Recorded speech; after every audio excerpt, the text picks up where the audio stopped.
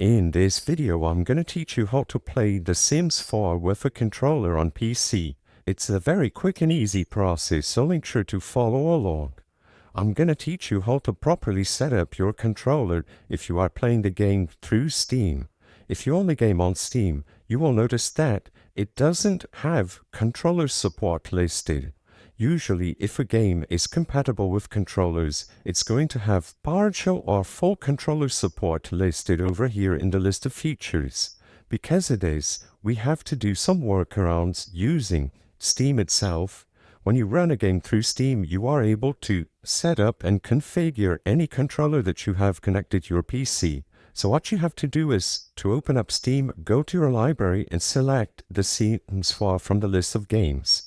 As you can notice, I don't actually own it on my account, so I'm just going to use Terraria as an example, but the process is the same. When you select the game, click this little settings icon at the right side of The Sims, go into the properties and then controller properties. In here, make sure that Steam input is enabled for The Sims 4. After you enable Steam input, close this window and click the gamepad icon that should now be available.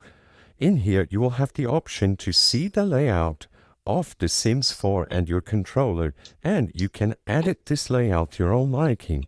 You will be able to set specific actions to the D-pad, to the buttons, the triggers, and the joysticks, and these actions will reflect in-game. Like I said, because The Sims 4 does not have native controller support, this is the only workaround that we have. You will have to manually set each individual key to a button on your controller in order to play through the game using your controller. As long as you set up your controller this way through Steam, you will be able to use any brand of controller that you have inside of The Sims 4. I hope I was able to help you on how to play The Sims 4 with a controller on PC. If this video helped you, please be sure to leave a like and subscribe for more quick and easy tips. Thank you for watching.